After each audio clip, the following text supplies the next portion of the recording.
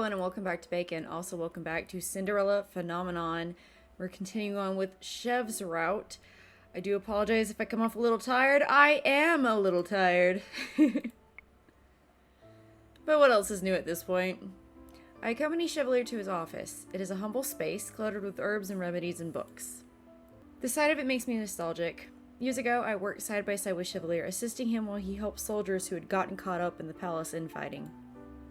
I am glad the work we do now is of a different nature. Chevalier needs help reorganizing his shelves and filling prescriptions. The work is simple but time-consuming. By the time we are out of the office, the sun is at its zenith. Chevalier is uncharacteristically quiet, and my mouth keeps wanting to scrunch up on uncharacteristically, and I don't know why. Chev? I tug on his sleeve. When he doesn't respond, I lean up to kiss his cheek. Oh, sorry, Lucette. I was just thinking. His words trail off as he looks at me. His gaze is so intense that for a few moments I begin to worry, but when I reach out to cup his cheek, he takes my hand and laces our fingers together. And then he smiles. Chev, is something wrong? No, it's quite the opposite, actually. I was just thinking about how lucky I am. To be your consort, to be able to do some good here, and... He pauses and laughs. Listen to me. Cinna would say I was rambling like an old man. You are an old man. It's a good thing. Maturity suits you. 26, or however old he is at this point, I believe he's 26 right now, is not old. 30 is not even old. 35 is not old. 40 is not old. As far as I'm concerned, you don't start getting old until you hit your 70s. And even then, it's only old at heart at that point. Stop calling people in their 20s freaking old. What a relief. He kisses my knuckles. Now shall we drop by the tavern? We shall. The two of us make our way to the gates and then to the tavern.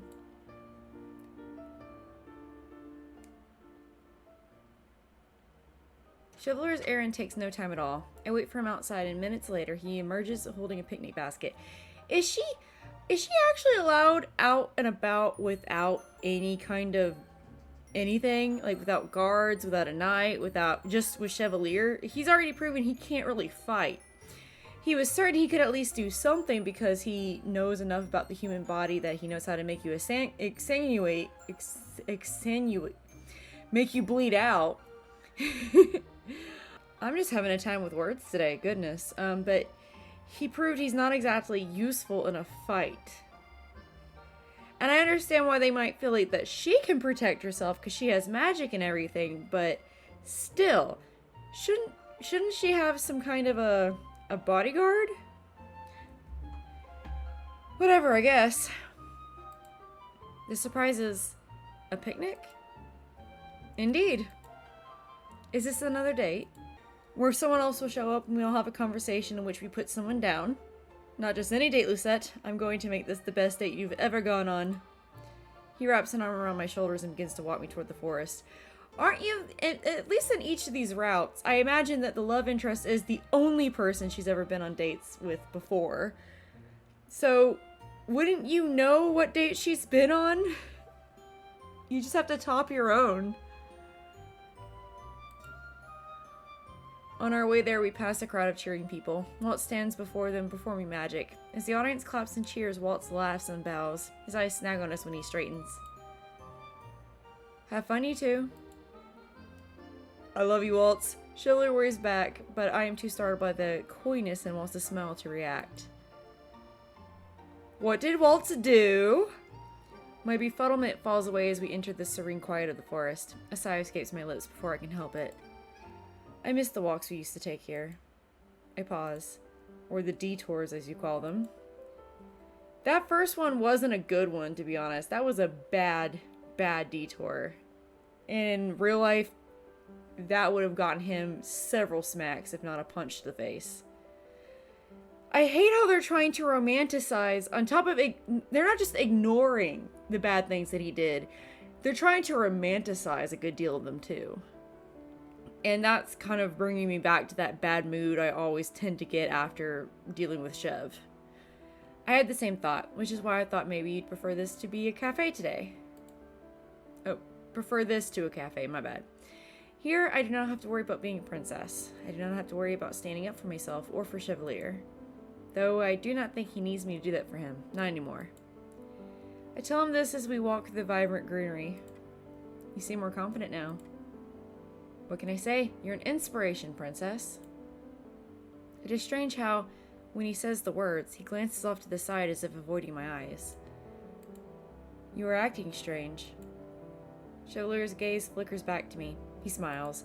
Oh, aren't we in the last chapter? I'd prefer mysterious. Chev. My words collapse into a sharp inhale as Chevalier brings me to a part of the forest I have never seen before. A tranquil thicket filled with flowers. We're so close to the end! Sunlight streams in through the canopies, brightening the green into a soft, stunning gold. In the center of the area is a simple, single blanket. And guys, I just remembered something. My last time, I hate to do this, but I'm going to save right here because I believe that the last time, the decision that I made... This one, yeah, that one was wrong. So I actually have to go back. Beautiful. I have to freaking go back. Because I'm supposed to join the dance.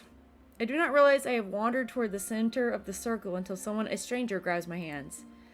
At first I falter. I do not know the steps of this dance.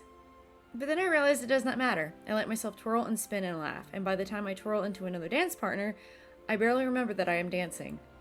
It continues like that for some time. I dance with multiple people, most strangers, and I do not think about my duties. Today I am merely a citizen of Angiel.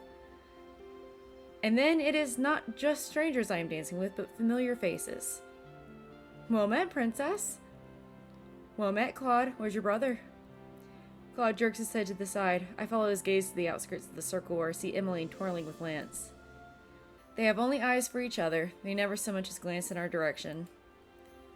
I don't think they understand the rules of this dance. They haven't changed partners once. Careful, Claude. Your jealousy is showing. Claude sighs. You're as delightfully blunt as always, princess. Still don't know how I feel about that necessarily, but I don't... And it's not just a matter of how they're behaving toward him. It's also... I don't know how to feel about the way that his character is in this route. The jealousy thing does seem to be to his character because he's proven it in the past that he can be really childish when it comes to his jealousy, but I don't know how to explain it. I think it wouldn't have been as big a deal, or I wouldn't have been as bothered by it if there had not been other things that were incredibly unfair to his character. And not just to his character, but to several characters. Like Senna. He wasn't treated very well, and he's also not treating people very well. And Lucette... I don't like the person she's become. So, we separate on the next twirl and I find myself dancing with others. Jurian and Garland, Rod, even Senna at some point, though he only enters the dance long enough to tell me about the seasonal baked goods. I become lost in the crowd and am tossed from one person to the next until finally... Hello, my lovely princess. May I have this dance? And we're gonna skip to the next thing. There it is. Though I see you've had a number of dance partners already. And I actually kind of like this one a lot better so far. I like that she's run into a bunch of friends. It feels more jovial, I guess. More fluid, more peaceful, more nice, more not making Lucette look pathetic. Are you jealous? Hardly. I want everyone here to appreciate your charm. The music picks up in everyone's footwork. Okay. Still going. Okay, good. And we're back to this. In the center of the area is a simple single blanket. Ta-da! Welcome to the princess's private court. We're gonna go ahead and save on top of this so that we don't accidentally go back on that just in case. What is this? Our own personal sanctuary. I happened to stumble upon it the other day. It's lovely, isn't it? It's beautiful. And I was told that apparently you can't technically get a bad ending. It's just either a normal ending or the good ending. So a basic ending and a good ending. That's it. But I'd still rather get the better ending if possible. Otherwise I wouldn't have bothered going back. But I'm actually glad that I did because I actually liked the correct choice that time. The quiet, broken up only by the soft chirp of birds, is so peaceful it makes me smile. I lean up to kiss Chevalier in the lips before moving toward the blanket. I love it, Chev.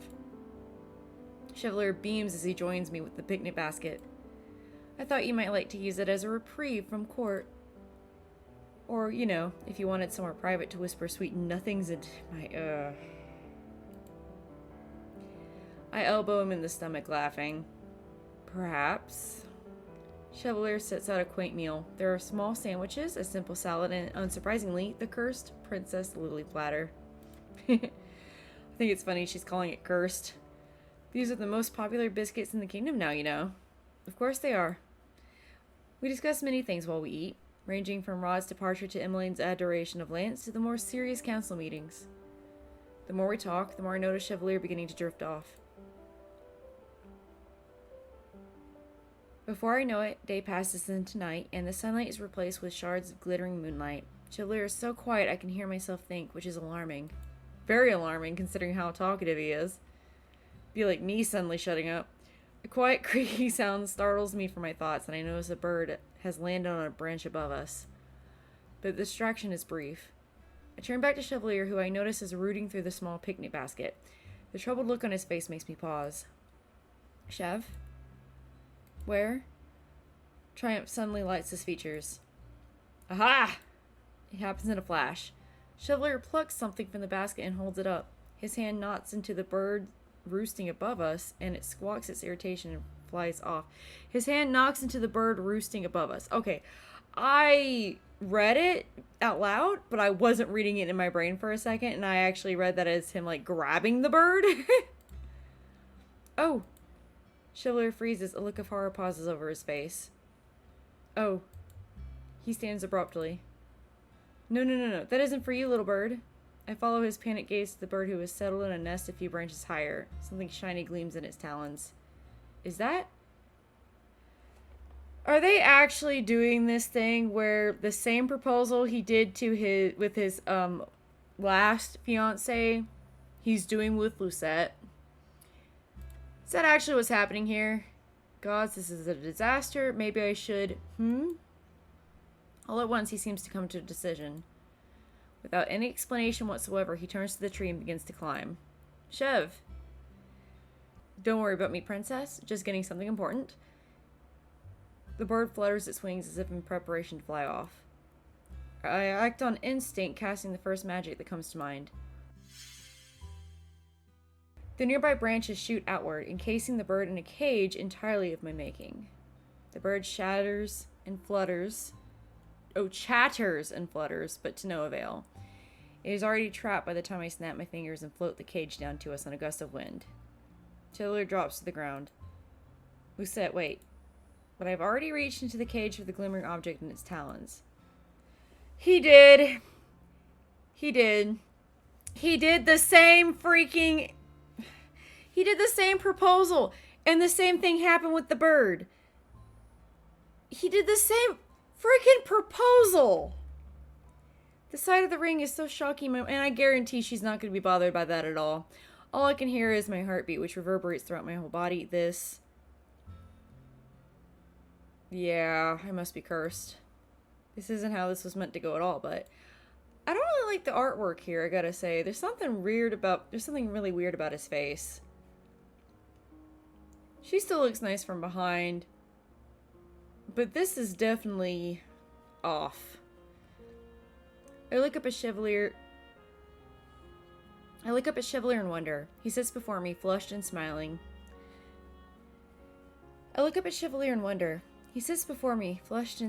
Nervously. Glasses nearly fallen off his face. It's supposed to be face, but that says ace. That's okay. I mess up words all the time, as evidenced by this video. I do not realize I am quivering until Chevalier reaches out to grab my hands over the ring. My beautiful, effervescent Lucette. The wind beneath my sails, good gravy. With nerves, I realize I have never seen him so anxious. I'm crying. Ugh.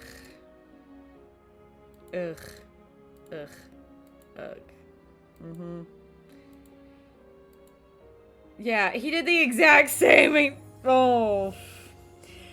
And here's the thing. I actually think that doing the picnic and, like, the bird accidentally, like, flying off with the ring, all of that is really cute and funny. The problem is that it's been done with his ex. He did the same thing with his ex. You couldn't come up with something more, I don't know, original or... Oh my god, gravy. Like, I understand she would have preferred something private. Like, maybe you felt like this was the only idea you could come up with for... What about a carriage ride out of the kingdom for a temporary time, like in the middle of a field or something? It could still be outdoors. Am I weird to be bothered by that? I would not put it past him to find out that's also the ring he tried to use too. I'm gonna be honest. I can't even read this! Ugh. Ugh. Oh my good gravy.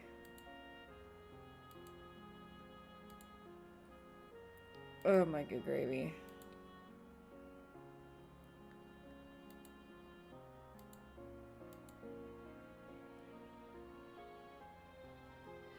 Getting your father's blessing is the most stressful thing I've ever done in my life. I nearly fainted.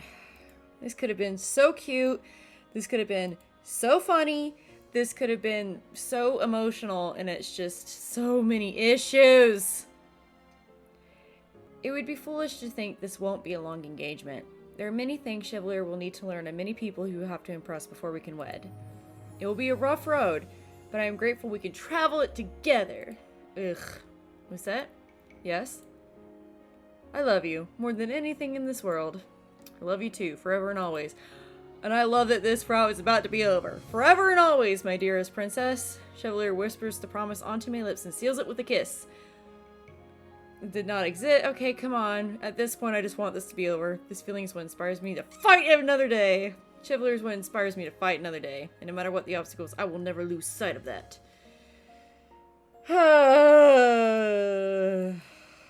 Forgive me for not reading the ending. And their love lasted forevermore. That's adorable. Yep. Forgive me for not reading that last bit, everybody. I just... Oh, my good gravy. That was not good.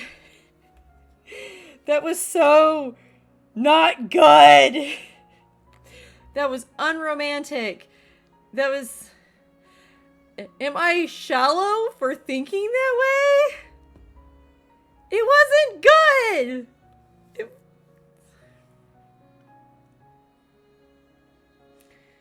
He had so much potential. The whole story had so much potential. What was with the art? That was also toward the end. Why was the art so bad toward the end? And why did he do the same thing he did for his ex? Oh my good gravy.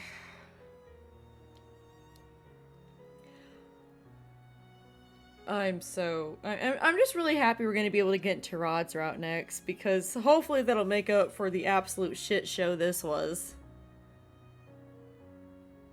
So much potential to be super cute, and it wasn't.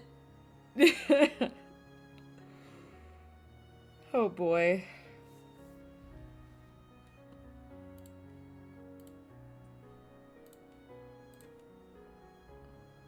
Oh my good gravy.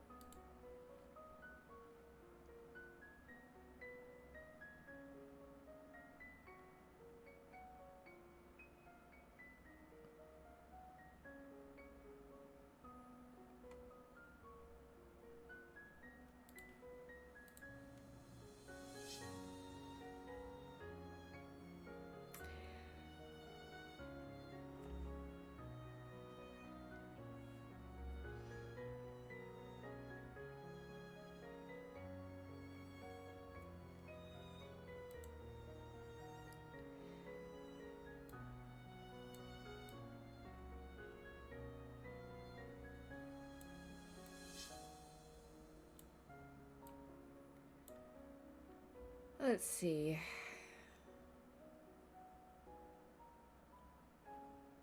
Oh, I do like how they did the throwback to the original game right here, though, this way. That's pretty. I love that. I do like that. Alright, everyone. That was Chevalier's route in Cinderella Phenomenon Evermore. We got what was, in my opinion, going to be the worst route out of the way, so at this point, I'm looking forward to having fun and actually enjoying myself, and hopefully not being as frustratingly angry as I got with Chev so many freaking times. Anyway, if you liked the video, feel free to like the video. If you like me, feel free to like, subscribe, comment, all that lovely stuff.